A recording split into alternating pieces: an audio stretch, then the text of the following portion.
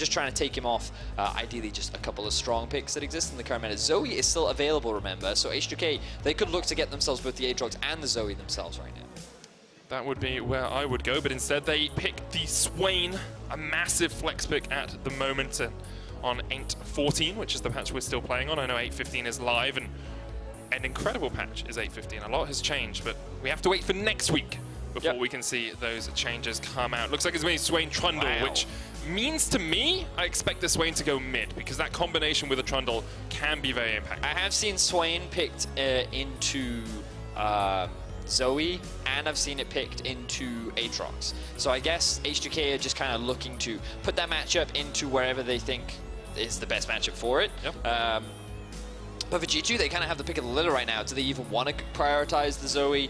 They've very often referred to how much they like the Tahm Kench pick, the amount of peel that it can provide, the amount of safety. And we talked about how their bottom lane tends to play much more on the defensive, more on the either even or favorable matchup. So if you get that Tahm Kench, it means that not only can you soak up a lot of ganks, which is something that G2 often have to deal with, but it allows you to play a little bit more of a defensive style of lane. Interestingly, we are seeing G2 draft something a little unique. Yeah, that's a very defensive bottom lane in the Ashe and the Tahm Kench, but the Ashe is the pick. Yeah, it's the Ashe. Have not seen that much at all. Well, it's Hjärnan playing an AD carry that kind of surprises me, because no disrespect to Hjärnan, we've seen him have good AD carries performances in the past, but one of the big criticisms that he had last split was relative to a lot of the other top AD carries, he couldn't really quite match up. And coming into this meta, the fact that he could play so many mages in the bot side really enabled him and kind of unlocked him. Things like the Heimerdinger, one of his big picks, they found a lot of success with, and now he's moving back onto AD carries. Ashe still very utility focused, a little bit more on the scaling edge, but she is known for having a solid laning phase due to the amount of poke and harassment that she can get with her volley. Tiny thing I want to chuck out there is PerkZ is actually the more adept marksman player if you look at who has played more marksman this split. None for Hjärnan. PerkZ has played 3 Lucian games, 2 Kai'Sa games.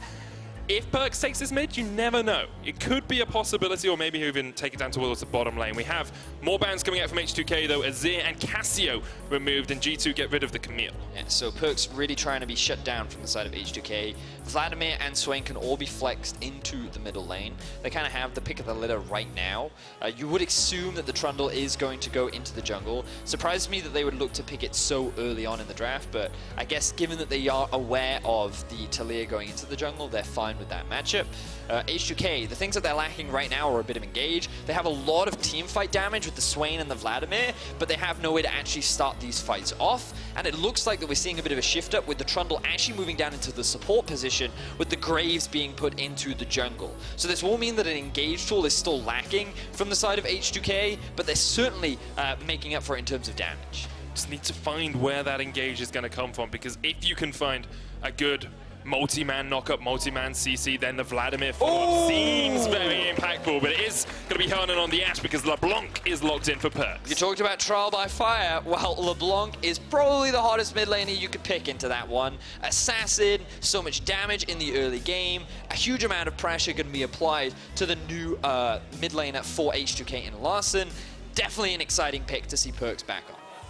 Possibility of the Swain Trundle bottom lane here, because Malphite is the pick from Smittyj up towards the top side. Have seen this from him before. Obviously a 0% win rate on that champion this split. We talked about engage. Well, H2K have got it right now with this Malphite up in the top lane. You have his ultimate to start off fights. You have huge amounts of follow-up with the Vladimir ulti and the Swain as well. And if you still feel like you're lacking damage, the Graves is going to be there to follow up too. He's going to have a good clear speed in the early game and should be able to match the Taliyah, but it's these mid to late game fights that H2K are really going to look to force. And not only that, I quite like Malphite into Gnar. We can talk a little bit more about it when we get into game, but over in the LCK, we've seen a lot of Malphites as an answer to Jace, who fulfills a very similar role to what Gnar does during the laning. We will come back to that as we get on into the game. On the other side of the rift, we have G2. We talked about H2K, how they want to force these mid to late game team fights. G2 have a lot of pick potential with a Taliyah, with a LeBlanc, and with an Ashe, and the safety they wanted in that bottom lane. They also have a lot of opportunities to split push, and they have a huge amount of globals. And the one thing that G2 did exceptionally well last week against Splice was use the Taliyah ulti and the Tahm Kench ulti to move around the map and find these picks that they're going to be looking for this call. Trial by fire for Larssen. So new, we couldn't even get his portrait in time for our graphics. PerkZ is the man he will face up into, and you can see the face of a killer there from G2's PerkZ.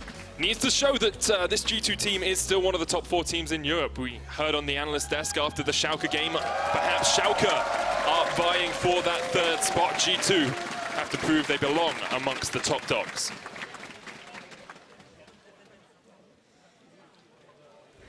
Sorry, you caught me as I was taking a swig of water. That's but okay. G2 versus No H2K. one would have known until you talked about it, Vedius. It's the Deficio approach. Tell people that the Why you play-by-play made the mistake. It was someone else's fault. That is very much the Deficio approach. So, in this early game, what are we looking at? G2 setting up for a bit of an invade. You can see the positioning of PerkZ just behind Jankos, acting as that bit of safety. We heard in the interview earlier on about how Jankos feels PerkZ has got his back. Well, he does quite literally right now. And you got to remember, early on, champions like LeBlanc and Taliyah and Gnar, very, very strong. The W does a huge amount of damage, but you also have things like the chain from her E. You also have the Taliyah Q because it hits 5 times. Funnily enough, it really hurts. And then Gnar, because he has that consistent boomerang that he throws out, you get the cooldown reduction, the slow, very potent and very effective in the early game. So they want to try and utilize some of these skills, see if they can punish H2K. Smittyj will face check into Jankos. Wunder there on the back line as well, just in case they need a little bit more protection. But it does look like 3 members of G2 are going to push in to try and steal away this red. So we can also see Promisq coming in to the jungle. H2K trying to turn this into a numbers advantage. All 5 are in fact here from the side of H2K. You have to be very cautious if you're G2. Jankos going to be the one to step up, the never move, pull back, and Jankos flashes away, but there's no place to go. First blood to H2K. Jankos once again getting caught out, as we have seen over the last few weeks. Face checks a brush that has 3 members of H2K lying in wait, and Sheriff has his teleport, so he's not going to lose really that much. He's going to pick up that first blood, come back, I believe, with a Dark Seal as well. H2K kicking off this game with a flying start. And what a start it is for Larssen as well. That will relieve some of the nerves for him in the mid lane. We've got a big tweet from him here saying he's playing for H2K this weekend in the LCS while Selfwood gets better, looking to stop the 0-18 meme, and super excited to play against an idol like G2 PerkZ in my LCS debut. Getting an assist early on will definitely help him. His jungler now has pressure to go into the G2 jungle as well, so it's a superb start for H2K. It certainly is. Caedrel utilizing the early pressure advantage that he does have to try and get a bit of a counter jungle off. But G2, given that they were able to push the wave initially down towards the bot side, have given them access over towards the river. They now have control of that along with vision on the enemy blue. So they might be able to do something with that if they can keep pressure up towards the bot. But when I look at this bot, I also want to go back to talking about this top lane, because we've seen a lot of early game action already from the side of G2 and H2K, but this matchup is not one that we commonly seen. We haven't really seen a lot in Europe, but as we mentioned over in the LCK, Malphite has been coming out a lot against champions like Jace, because in the laning phase, he offers a lot of harassment, and he's a pain in the backside to deal with. But the thing about Malphite is he's just stacked with armor. Passively, he gets armor from his W. It gets even bigger when the shield is available too. And so basically, he can just mitigate a lot of the poke. And when you have 6, because of how squishy champions like Jace and Gnar are, you actually have an essence of kill pressure in the 1v1, but also almost certainly when you have a supporting jungler there too. So you pair the Graves up with a level 6 Malphite, there is a lot of threat up towards the top side. So not that surprising of a pick, but certainly one that can work out nicely, assuming that you're willing to play a little bit more reserve. Something Wunder will have to be well aware of in that top lane when we get around to those level 6 marks. Jankos still only level 2 on this Taliyah. Not the start he would have wanted, not what we saw from him last week against Splice either. And across the board, H2K are just in a very good position. 600 gold ahead. They have a lead in the mid lane. 2 CS up. Oh, 3 now. Larssen, the prodigal son, the rookie extraordinaire. You do like making these these grandiose statements, don't you, Medic? His first game in the LCS, already he is a prodigy. He's got 3 CS more than PerkZ. Than the idol. Amazing. This Vladimir, ooh, we have to be careful though in the bot lane. Of course, the safety of the Tahm Kench. But yeah, Vladimir into LeBlanc, quite a unique matchup, also one that we don't commonly see. The thing about LeBlanc is she loves to poke you in lane. She throws out her Q, often follows it up with a W combo. If she can land the chains, that's extra bonus. But it's so easy to proc the electrocute, and also just easy to lock down her targets in her laning phase, that she can just generate a lot of pressure and often just chunk you out, allowing her to roam around the map and find opportunities. But the great thing about Vlad is he has a huge amount of sustain. That's just kind of in his nature. And while he does have long cooldown windows that you can look to abuse, for the most part with the Door and Shield, he can just play relatively safe and he can farm up pretty nicely. And once he gets his first back and he gets a couple extra health pots, he gets a bit of health built under his belt, then the kill pressure that LeBlanc has is heavily mitigated. So the way in which PerkZ plays this is he has to constantly play aggro. He has to look to get as much chip damage onto Larssen so that his focus is on trying to stay healthy rather than pressuring the lane, and this gives PerkZ the freedom to roam around the map. And he has to group up with Jankos and look for opportunities in the side lanes if G2 want to find an early game lead. We've talked about that as one of G2's main strategies throughout the last few weeks as well. PerkZ and Jankos, they have to duo, they have to work together. Wunder this game has a little bit more carry potential on the Gnar than he would have had on something like the Mundo, and the bot lane is just safe. Yes, you've got the engage from the Ashe arrow, but apart from that, it's much more just about being safe in the lane, pushing it up, and then being able to join the team later on. Yeah, and you got to remember that for G2 with a LeBlanc, you're very much relying on early scaling, but we look at a gank in the top lane. Smittyj's going to use the Unstoppable Force straight onto the face of Jankos, and Jankos does not have the damage yet. That is the Malphite ultimate down, so... He also missed. Yeah, I mean, I was being kind. Well, also got to be true. Jankos did miss the W. No need to force the flash from Smittyj. And the ultimate, as you rightly said, was whiffed. Jankos really struggling in the beginning of this game. We talked about his performances last week. It's a polar opposite performance between both games. Splice game, incredible. Taliyah, he's a god, he's a demon, he's a monster. Schalke game, he's inting a lot of the time. Yes. Quite right. And I'd love to talk a little bit more about Jankos, but we've got to keep our eyes on this bot lane matchup. Wadid's going to be able to get the suppression onto Promisq. Here comes the never move in the Vision of Empire as well. Hjärnan having to run away. Promisq just trying to trade in, but Sheriff maybe overstepped here because Jankos is on his way down as well, and now G2 will capitalize in the bottom lane. So while Jankos can't find kills in the top lane, he can steal a couple in the bottom after Hjärnan and Wadid set that up beautifully, finding a successful 2 versus 2 and netting themselves a couple of early kills will get that gold lead back in their favor.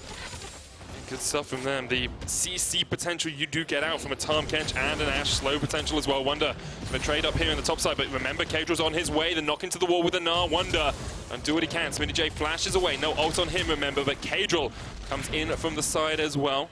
A lot of damage coming down. Wunder will escape for now. Ooh, Wunder very close to getting a kill onto Smittyj there. If Caedrel hadn't shown up, that would have likely resulted in Smittyj's death.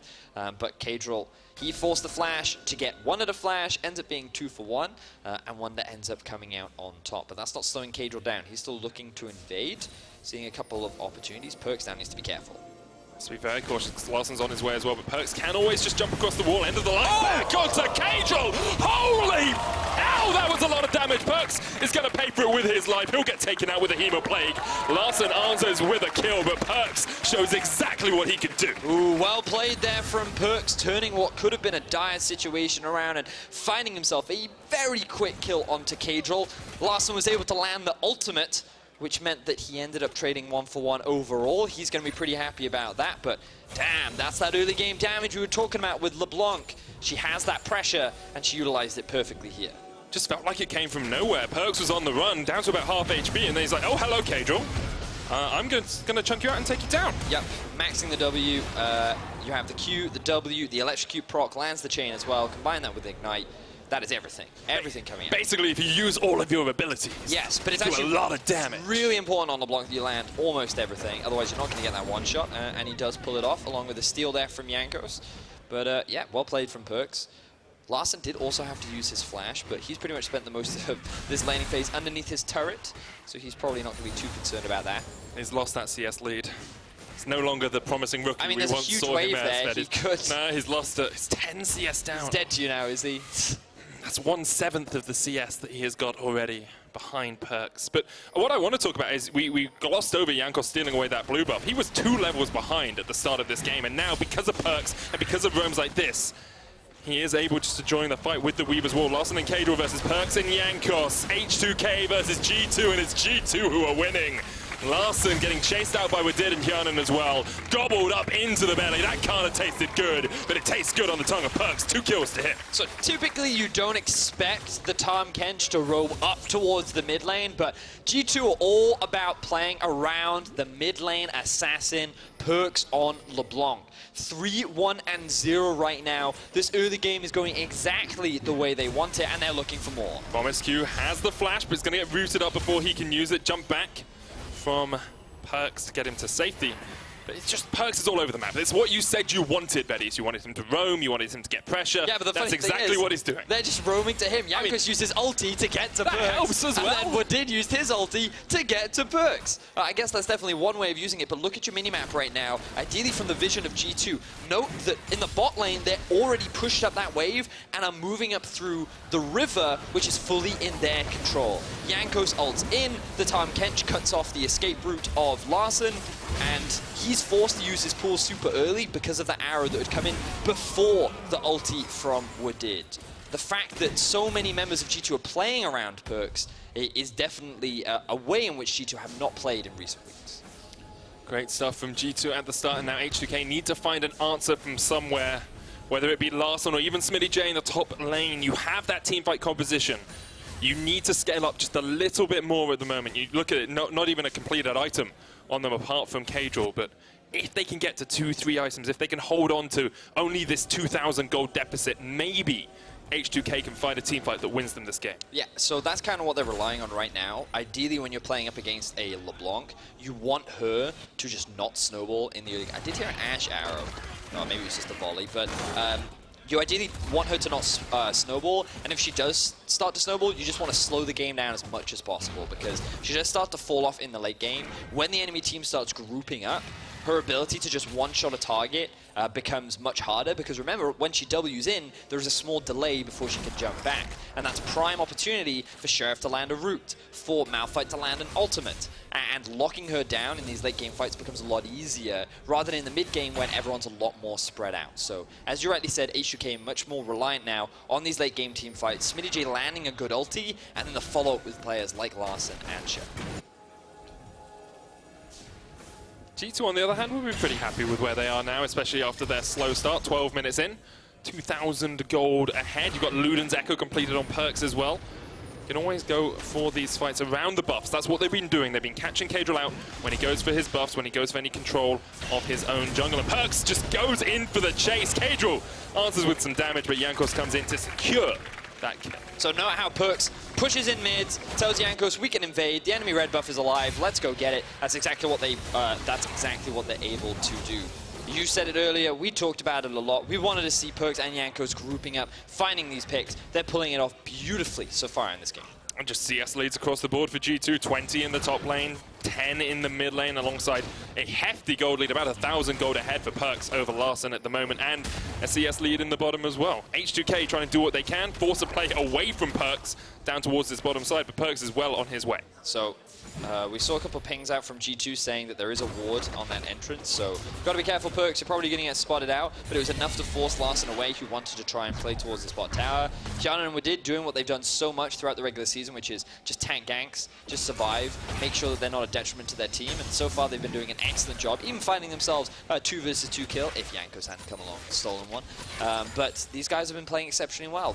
The return to Marksman is definitely a cool one to see, and it looks like the Hjärnan is going for an early Blade of the Ruin King on this Ashe. No Storm Razors, no early item spikes, but the Blade of the Ruin King still a nice pickup. So what's the difference between those? Because Blade of the Ruin King I've always thought of as more for tank builds, and Storm Razor more for burst builds across the board. Well, I mean, the thing about Blade of the Ruin King is it gives you a couple of different alternatives. Number one is self-peel. When you kind of look at this composition, there's a lot of going forwards, and PerkZ. Caedrel flashed! Why did he flash? When you face an idol, sometimes you have to flash away. What? Okay. It made a lot of sense. I never want you to meet an idol if the first thing you're going to do is flash him, but looking at it from the side of G2, I think that the reason why you'd go Blade the Ruin King is Tahm Kench is good peel. Yes, that's very true. And he's going to be looking to defend the backline, but Ashe, when there's this much hard engage and there's this much team fighting, you kind of want the lifesteal, you want the extra bonus movement speed that you get from the active of Blade the Ruin King, and it also just synergizes nice with her kit, where getting that early attack speed with a bit of attack damage, and she stacks up that focus, means that she's able to output a lot of damage. So I think in this setup, it's perfect. As we start to see those first items completed for G2, they are in a very sound spot. 15 minutes in, they've got that Rift Herald in their back pocket as well. Could use it, well, basically in any lane, because all the towers still remain up for the moment. The thing is that Matt and Drake is still available. Surprisingly, G2 haven't looked to take it a little bit earlier, given the priority that they have had around the bot side of the map. But I guess their focus has been on trying to just invade, deny Caedrel, and steal away these camps. So I feel like that G2, they'll look to take the Matt and Drake before they try and use that Rift Herald. Getting that extra bit of sieging power from the Matt and Drake as well will offer a lot of value. And I just want them to use the strength of LeBlanc at this point in the game as well. She's already completed the Luden's Echo, does have the Orb of Death, that I like to call it because of how much early magic penetration that it gives you. I'm glad you're not on the item naming team, I'll be honest. Here comes the Orb of Death! Yeah, the Orb of Death, and I think that right now G2's in a perfect position to start forcing fights. Ashe, Arrow, LeBlanc, mobility and chains, the amount of globals that you have too, everything looks good, but instead their eyes seem to be more towards the top side of the map. The tower is very low up towards That's the top fair. side, so Wunder can just take that down. He's got the Wit's End for that extra attack speed and the magic resist that it provides to you. Always good into a Malphite, because he does do a huge amount of magic damage with his rocky thing, the Q, that I've forgotten the name of. Isn't it Seismic something? Seismic spinner. Bowl? Shard. Shard, there we go. Shard, there we go. Seismic Shard. What's his W though? Brutal Strikes? You know you have a client, right? Yeah, I'm pretty sure it's Brutal Strikes. You can't open it. Yeah, but I like to test myself, Vedius. Well, I don't know the answer. The QWER is what I call Brutal Strikes, let's go. What's the E? Congratulations. E, Slammy Groundy. Yeah, Ground Slam. Very good stuff, Vedius. There is the Rift Herald used towards the mid lane. No fight yet from G2. Wadid and Hjärnan coming up here as well, but they can just catch out Promisq. There's the arrow to the face, and Promisq has to flash away. Could have expected that one to happen. Mid lane tower is going to fall to Herald and its friends, and G2 actually just group up as 3. Maybe even look down towards the bottom side as a 5-man squad. So they started top, they took down mid, and now they can just use their numbers to lock down bot lane. Weavers will no flash on Promisq, and Jankos and the crew come in to say hello. They force show from Promisq back. Smittyj has the unstoppable force. Perhaps this is the fight that H2K wanted. But they cannot quite find the engage, and this will be the 3rd tower of the game for G2. Very clean map movements here from Oh, G2. PerkZ straight onto the face of Caedrel, even chases him, the ignite! Tick, tick, boom! PerkZ gets Caedrel! And G2 find themselves another successful pick. The map has been opened wide, and they're utilizing the strength of this LeBlanc to find themselves another kill and keep the pressure up onto H2K. Very much struggling right now. Unfortunately, Larssen not having his best debut, hasn't been able to show much, but again, we're still looking at these team fights in the later stages. The question is, will G2 even allow H2K to get to that point? There's a 6,000 gold lead for G2 right now. If they do not close out the game relatively rapidly from here, I think that they are nowhere near in contention for the top 3 spot we talked about before. Well, let's look back at how G2 set up this collapse. Remember that they had top wave pushing in, so you can see on your mini-map that Malphite forced to go and answer that wave. He TVs in to not really an optimal ward, but he can't really come in from behind because he knows he won't have the follow-up. They used the Rift Herald mid as well, so you can see that pressure was generated there. And basically it was 5 versus 2, and H2K were forced to retreat. Now, while they didn't find any kills, they found another tower, but look at Smittyj. It looks like that he's gonna die. No, unstoppable force into the root. Oh, yeah. Oh, he you were gonna right. die. Yeah, he's gonna die. That was well predicted, Vedius. Yeah, it wasn't hard. I played enough LeBlanc to know when someone gonna die. And he is 5-1-1 right now. Why don't they die in our games then when you play LeBlanc? I don't play LeBlanc in our games because I have the infamous LeBlanc curse where I go 13-4 and still lose because the game takes too long to end. It's better than the Nocturne curse you seem to have where you go 0-10 and we lose the game. Nah, I think you misrepresent my Nocturne. I don't ever get below 12 kills. Anyway, G2, speaking of kills, currently 8-2 in their favor right now. Finally secure themselves the Matt and Drake. Baron spawns in about a minute, but they don't actually have to take it. They can use it as a means to find more picks and look for more kills, but actually starting it off, their Baron isn't the fastest. Ashe is pretty good, but they don't need to run that risk. They don't want to group up in a narrow space where their resistances are reduced and H2K are in a position where they could actually team fight and come back. Yeah, we said split push is a very viable opportunity, an option for G2 here. PerkZ is so far ahead, he can 1v1 anyone, probably 2v1 most of the players on H2K. Wunder now has Black Cleaver and Wit's End, so he'll shred through anyone that he's facing up against as well. So wouldn't be surprised if we see G2 go for 1-3-1 just for a little while, with the possibility of a Jankos roam and Wadid, those big key global ultimates for G2 going to play a big part in this split push composition. Wadid is not aware that there are 3 members of H2K on the other side of the wall. He will be there once he drops the ward. Looking at the setup of the map right now, very little vision pushed deep from the side of G2. That's because they don't have control over the waves just yet. They'll gain mid priority and top priority as PerkZ looks for more damage. And then they'll use this pressure to just slowly advance their vision. They'll likely dot this ward around the Baron area, and as we said, they don't necessarily use the Baron pressure to start the Baron, mainly just to look for more picks, have more vision control, and then catch H2K as they're like, oh, are they starting the Baron? Are they actually taking it? And then look at those extra moves. PerkZ face check straight into them, but H2K realize they probably can't win that fight anyway. You can see tomorrow match of the week is G2 up against Fnatic, and we should talk about G2's upcoming schedule at some point as well, because they are not in the easiest of shape. They've got some pretty hard matchups left. They are actually starting a fight here in the mid lane as well. Wadid's going to jump away, and I think G2 should be able to escape. Larssen's still on the chase, never move Flash away from, but as I said, G2 going to keep fighting in the mid lane. Caedrel ammo hits onto the face of Larssen. He's going to be safe for the time being, and H2K will just back away for the moment. While this small skirmish is happening in mid, you can see that Wunder pressuring down towards the bot lane. PerkZ very quickly roams over as well, and it will result in a tower going in favor of G2 once again. And I know, Medic, you wanted to talk a lot about their strength of schedule. We can still do it now. The game will slow down. A lot of G2 members will reset. And the important games to note are the Fnatic, G2, and Vitality games. Because remember... Well, they're all G2 games. Well, the G2 is 8-4, and they have a realistic potential of going 3-3. And that's a scary thought for G2. They still have a lot of difficult matchups left throughout the regular season, and this is kind of where that debate comes from. Are they the third best team? And you kind of wanted to have a good performance against H2K. You didn't want to show any signs of weakness, and the fact that PerkZ is 5-1-1 on LeBlanc, Jankos after a bad start has been able to find a way back in, the bot lane successfully 2v2 killing, you can confidently say that G2 looking pretty solid going into their game tomorrow. I agree with the fact they look solid, however, I think back to the level 1, I think back to the early game and how H2K did actually have an advantage. And when you look at how Fnatic have been utilizing level 1 plays in the last few weeks, I worry a bit for G2, because if they give Fnatic that sort of advantage at level 1, Fnatic should be able to snowball the game away. Well, it's very true. Jankos will definitely be one of the big players to watch in tomorrow's matchup, and that will be game 4, I believe.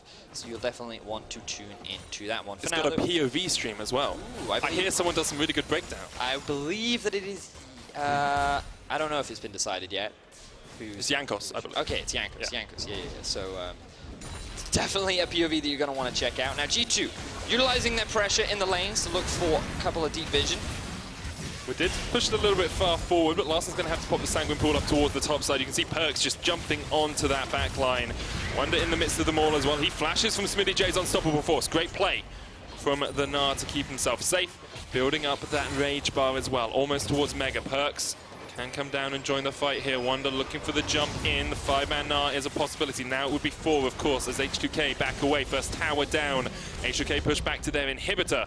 And G2 settle with that for now. And just look at how the minimap is set up. This is so important for you guys at home in terms of how to utilize map pressure, because G2 have all 3 minion waves pushed, and they're still forcing H2K to group up as 5. The fact that they're able to so consistently do this is what allows them to stay at the top of the tables, and it's what top teams need to be able to do. It's all well and good being good at the game, but being able to manage your minion waves, properly assign laners to the correct places, and utilize their strengths to keep these waves pushed, allows you to get deep vision. And at around 23 minutes, when you're still kind of in that mid to late game transition, is when you need to be utilizing these power spikes. So good, a lot of props to G2, showing that they do possess those fundamentals and knowing how to control the waves and those lane assignments. because of those assignments. They are 8,000 gold ahead. Props to H2K as well, though. They haven't totally collapsed in this game. Still always that possibility of a big team fight. You have a Vladimir at 2 items. You've got the Malphite building up a bit of tankiness. You've got 2 items on your Swain as well. So maybe if they can find a 4v5 or some sort of pick, they can do some work. But Promisq, that's a lot of chunk damage coming out from PerkZ at the moment. PerkZ showing off his magic tricks where he looks to make a troll disappear. He almost came about it, but it did force Promisq away. Didn't quite get the vision down that he would have liked. And now he is a flashless Trundle, which PerkZ will be more than happy to punish later on. Here comes the Ashe arrow. Weaver's wall hits onto Smittyj. Flash from Sheriff as well. Still the unstoppable force is available from Smitty here if they want to try and turn it back around. He's knocked in. There's the unstoppable force, but they don't quite have the damage to follow up. Teleport coming in from Wunder to join the back of this fight. Sheriff on the chase, exhausted straight away. Caedrel there. Larssen looking for the flank. H2K have to do something right now because PerkZ is playing the Magician and trying to make Promisq disappear. There's Wunder with the Gnar into the wall. Larssen, Hemo playing only on one. Wunder will fall as well, but PerkZ jumps in once again. Caedrel, goodbye, my son. PerkZ is unstoppable. G2 find themselves 3 quick kills onto H2K. Wunder kind of got left out to die right there, but it still resulted in a big team fight win. That's the kind of situation that H2K were looking for, but they were not in the proper setup. Larssen wasn't there. They didn't chain their ultis and set up together. Smittyj got chunked out right at the start of the fight, and G2 kind of got everything that they wanted, enabling PerkZ to constantly dash in and out, utilize his damage onto the key members, and threaten H2K into a dire situation. Look at the minimap again. You can see Vladimir up in the top lane. H2K gets engaged on. He's saving his ulti till the last second. He throws it out, but there's no follow-up. He ends up dropping. Hjärnan and Jankos do get very low, and then with the TP in from Wunder, Larssen still not in this fight. More than enough damage from PerkZ and Wunder. I feel like they didn't have to leave Wunder, but I guess they were respecting the flank from Larssen and they didn't want to run the risk of getting killed. And then on the back end, the Ignite, the Q, plus the Luden's proc was more than enough to allow PerkZ to find a kill onto Caedrel. So good team fight there from G2. H2K just not, once again, finding that optimal setup. Every time we see a team fight happen in this game, it's G2 initiating, and that's the problem for H2K, because Smittyj was caught out there. It meant he had to use his ultimate, because otherwise he was going to die, and you just don't have that optimal setup we were talking about. Larssen is totally, just his health bar disappears as soon as PerkZ jumps in, looking for a little bit more damage. Sigil into the Sanguine pool from Larssen keeps him safe for the moment, but he's forced back. He'll have to recall. Now, there's no teleport on Wunder, but they don't really care because G2 know they have control over the Baron. And in the event that it gets started, H2K are actually in a much worse position to start that off than G2 are. They're quite confident in their 4v5 ability, and that would allow Wunder to just take himself an inhibitor tower. Now, though, with bot lane pushed up and top lane pushed up, bot and mid pushed up, they're now rotating up towards the top side. They're going to look to pressure onto this tower. There's only one member of H2K, and this should result in another objective going over to G2. Yeah, zoning Weaver's wall from Jankos means they will be able to take out the tower, and with it they go to a 10,000 gold lead. Vedius, very convincing performance here from G2. H2K trying to make a pick, they'll find one. It's Jankos. He will be the one to fall for G2. The chase is still on here. Arrow only connects onto the backline. Smittyj can rejoin the fight, of course, with the unstoppable force. PerkZ trying to flank, but Hjärnan is pulled back. PerkZ gets onto Smittyj, but that's not the target you want. Has to jump across the wall, and H2K have found some semblance of hope in this game. Now, the jungler is dead for G2. Hjärnan does have teleport, but Caedrel is alive and well. The Baron can be started off here for H2K, but what will they lose as Wunder breaks into their base? PerkZ has gone all the way back to base as well. Baron should go to H2K here, unless Wadid can do some sort of magical steal. PerkZ on his way. Wunder taking down the inhibitor in the mid lane, so at least that will go to G2. PerkZ probably not going to be able to get in range for this steal. 4,000 HP left on that Baron. Here comes PerkZ. Wadid there as well. 2,000 HP. PerkZ, can you be the man? Can you be the idol for your team? Does not want to go in for the fight. H2K get the Baron. Wunder still has the flank here. Needs to build up some more rage. PerkZ onto the backline. Smittyj is the one he catches out now. Wunder running for the hills up towards the top side of this jungle. H2K should just reset here. They do not want to take this fight at all. G2 are running them down. Yeah, no Ashe arrow means that G2 can't really engage, and PerkZ, as you said, just out of range means that he can't quite land the CC needed to punish this Baron picked up for H2K. But this is a big win for them. They are still at a big gold deficit, but the Baron buff will provide you an opportunity to stall out. The carries from H2K are still farming up quite nicely. Larssen level 16, third item completed, level 14 for Sheriff, but his third item is done as well. And all you really need from Malphite is his ulti. So even though he's behind, even though he is a level down on Wunder, that ulti, as long as it lands, the carries are in a position to follow up.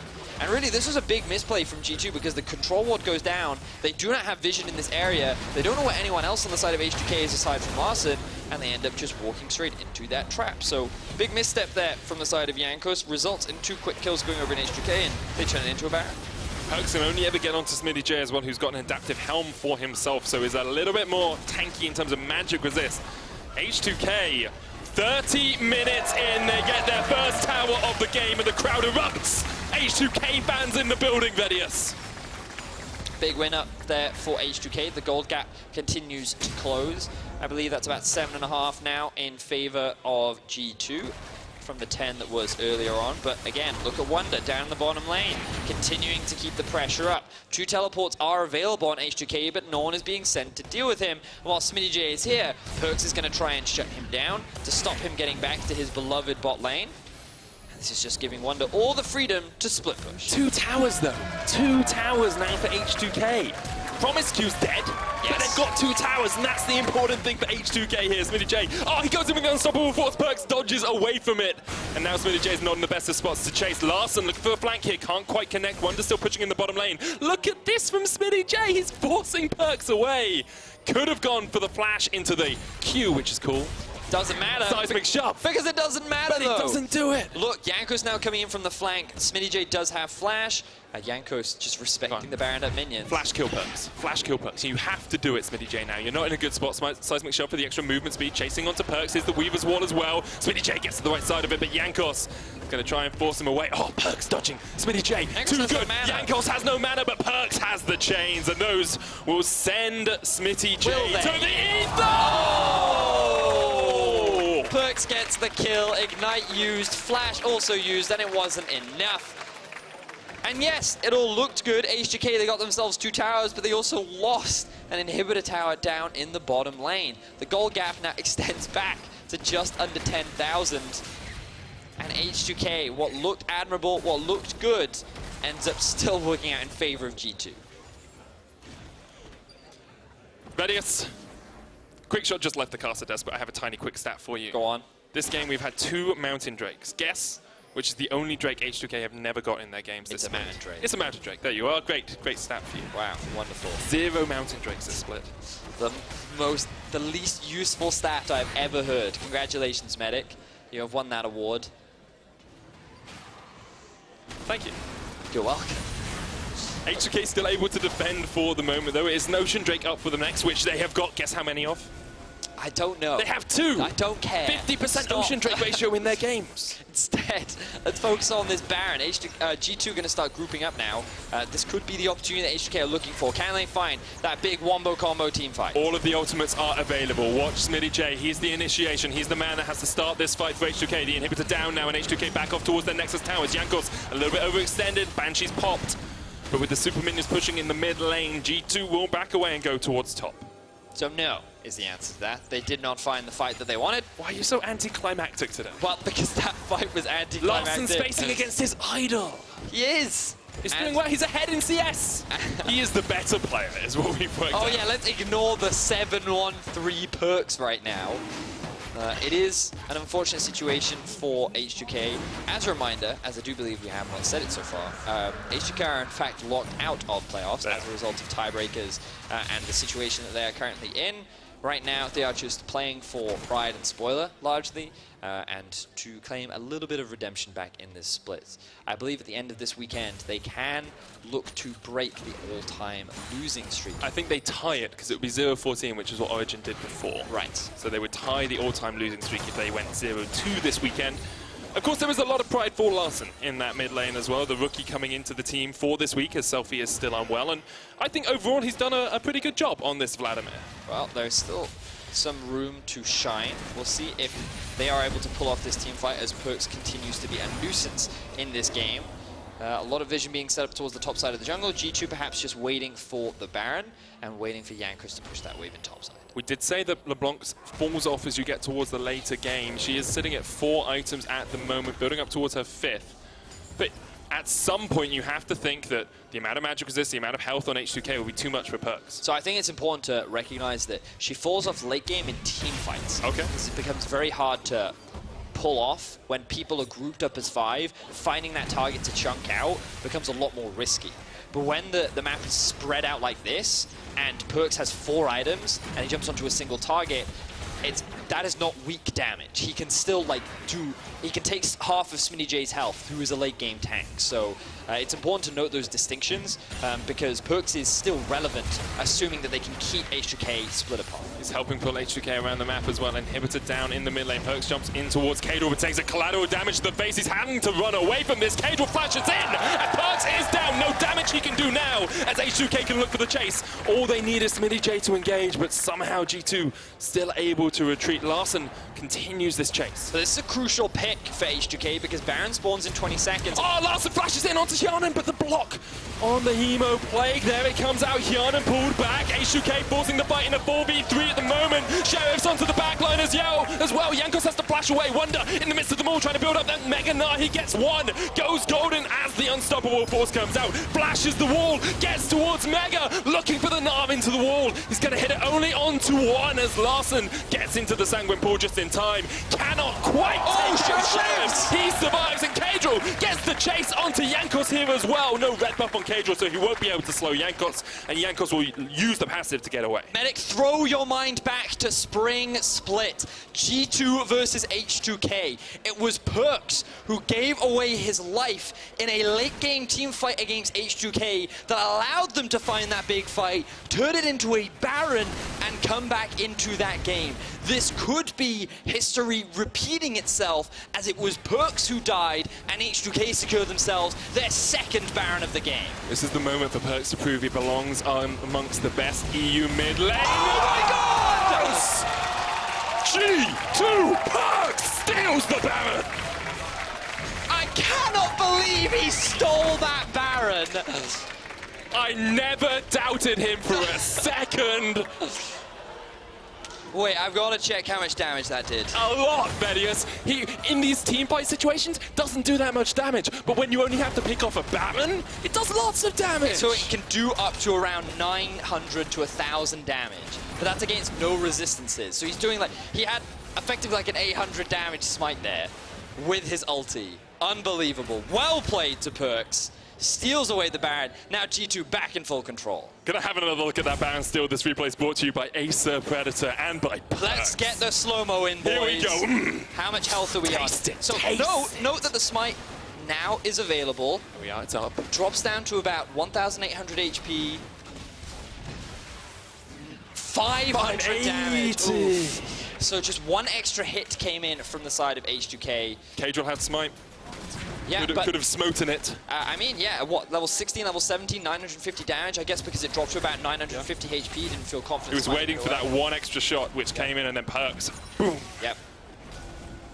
Whoa, good stuff there from PerkZ. After messing up earlier on, is able to redeem himself. And now the siege begins. H2K, though, they've got a lot of items under their belt now. This late-game teamfight power does exist. And last split, that is when H2K found a lot of success in their late-game team fighting. So we'll see if they can pull it off against G2, see if they can cause the upset once again.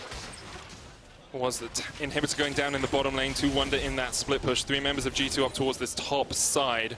Ammo was just used by Hjärnan as the fight continues to push in. Smittyj does have ultimate if he wants to jump in, but PerkZ and Wunder have the flank now. Wunder building up that rage bar once again.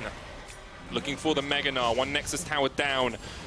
It's the slow grind for G2 here. All they need to do is use this Baron to push in the waves, and H2K will have to force a fight at some point. G2 just want to play as split up as possible. There's the risk of Hjärnan getting engaged on, but that's where you can see the positioning of Wadid. Unstoppable force, that's onto 2, but Wunder and PerkZ are on the Nexus, and H2K do not realize it. G2 are gonna sneak the back door in here. Wunder, PerkZ, and Jankos, the triumphant trio, take down the Nexus. It was all part of the plan. The bait was laid up towards the top lane. Hjärnan and Wadid saying, engage, engage. And PerkZ and Wunder immediately took that opportunity to run towards the Nexus and secure the win. A little bit shaky. We talked about how for G2, you wanted to look confident, you wanted to look clean coming into your game against Fnatic. And for the vast majority of this game, it was that. But a couple of individual missteps. Jankos is level 1. The face check into H2K's jungle, giving away that Baron to H2K. The late game where PerkZ ends up getting caught out. Not what could have been massive, didn't result in massive deficits, but small individual misplays there from G2. A lot of what we saw last week in their game versus Schalke, and they're going to need to be on top form going into their game versus Fnatic tomorrow. Big game for them tomorrow. H2K, on the other hand, will be a little bit disheartened after they could have got that Baron, probably should have secured that Baron, and PerkZ was just able to steal it away in the last moment. Felt like they'd fought back, felt like they'd stabilized to a degree with this teamfight composition, but unable to find that final spark of magic that they needed to close out the game. Yeah, credit to Larssen, 3-1-4, most gold on his team. He had a solid performance, difficult to show a lot when PerkZ does get a LeBlanc and is able to generate that much early pressure, kind of just shut down Caedrel in the jungle. But in the late game, we did see a couple of good ultimates from him. He was able to find a couple picks here and there, and overall for his debut against G2 eSports, I think he can be pleased with his performance. I think he will be. I mean, I'd look at the damage number, I'd say 11.3 thousand doesn't look that high, but he was never really put in a position where he could output a lot of damage. You're looking for late game flanks, you're looking for those big 5-man team fights. That's where Vlad really shines. Yeah, and when you're going up against PerkZ, it's kind of challenging to really look amazing, given how prevalent he is, especially on these assassins. And with his LeBlanc, he had a great job. And we talked about that mid lane pressure being used to invade on the enemy jungle. Jankos and PerkZ taking advantage of their synergy as a duo to constantly invade and look for these kills. Larssen, he didn't end up dying. This was in fact his only death of the game, but constant picks onto Caedrel, looking for that jungler, looking for the squishy graves, and he found it time and time again. He ended with a score of 7-2-3. He stole away the Baron from H2K that enabled G2 to close out this game in what could have been a surprising upset if he wasn't able to pull it off. That's what you do. That's how you carry your team to that top 2, top 3 spot. That's exactly what you need. Individual moments of brilliance from people like PerkZ. Now, for player of the game, we've narrowed it down to PerkZ. Wunder and Wadid as well on the other side. But head on over to Outlaw Esports on Twitter and vote. No doubt there for me. Any doubt for you? No, it was a pretty solid performance. It was pretty nearly solid. Through the game, but at the same time, he was able to bring it back. It's not fun without a little bit of drama. In just a few minutes, it's time for Misfits Gaming versus Giants, a crucial matchup in the race for playoffs and the battle for first place that we've been talking about so much. First, though, let's head over to Law and G2's LeBlanc. Thank you very much, Smittyj. First win of G2 this week, and you went back to your first love with LeBlanc here. But tomorrow, you will have to face Fnatic in match of the week. So how do you think you're going to beat them? Well, today we had kind of like a really messy game. I think we played really well the first 20 minutes, but then we got caught and lost Nash. And then once I ran into enemy Nexus and almost lost Nash. So I think if we play like we do, like we have practiced the last 2 weeks, we have improved so much compared to our slump, or however you want to call it, after the rivals. I think we can easily beat them, and they're a really good team. So it's not going to be okay, we for sure win, but I think it's easily doable. So, and you beat them the last time, but they look to be the strongest team in Europe right now. What do you think makes Fnatic the most powerful team in Europe at the moment?